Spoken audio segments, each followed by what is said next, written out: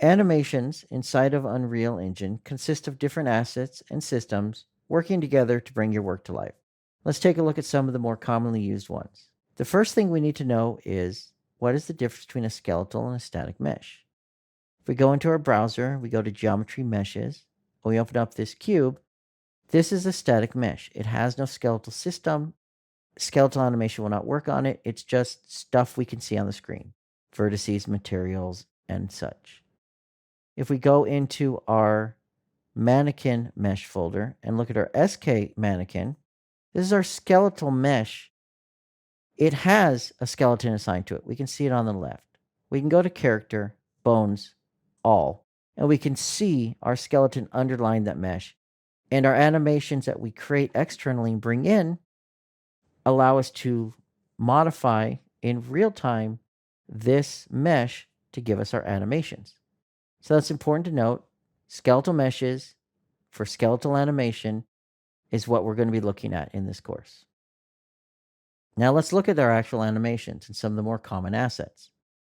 If we go down to Content, Mannequin, Animations, we have some assets we're going to focus on. Let's start on this third-person idle and open it up.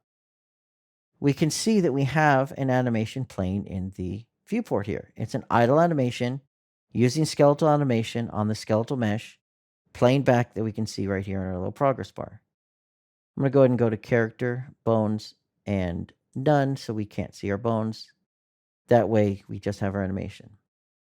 This is our animation sequence. It is what happens when we create an animation in an external program. We bring it in, we import it, Unreal Engine converts it, does what it needs to do, and turns it into an animation sequence.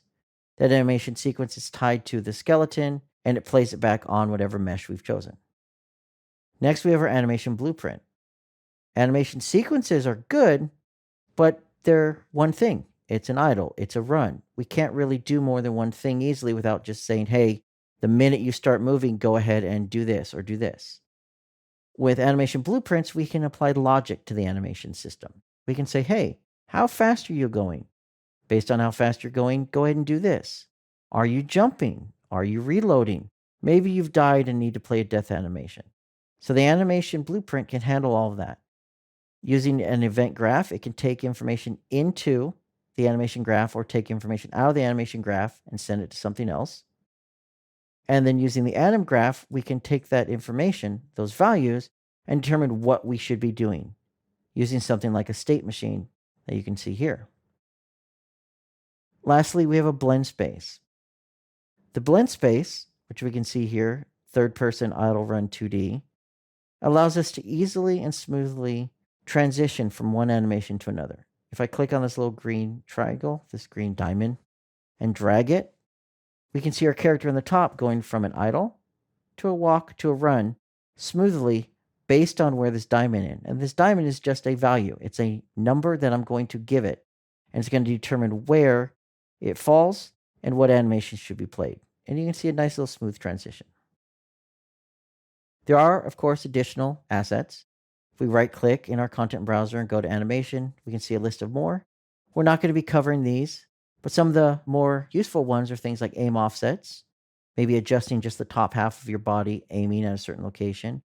Animation montages, we can link together different animations and add some looping and call them at certain times. They're really good for things like maybe a combo attack.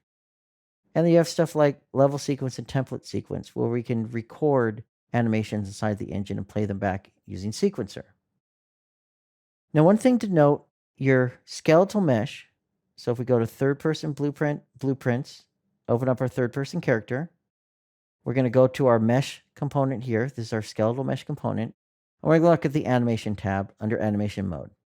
This determines how we are going to be playing back animation. So what are we going to be doing? Are we going to be using an animation blueprint? Are we going to be playing back a specific animation asset? Or do we maybe have some custom code that we can use some methods and events and overrides in order to drive our animation? For our examples today, we're going to be using the animation blueprint so we can get some more dynamic animation at runtime.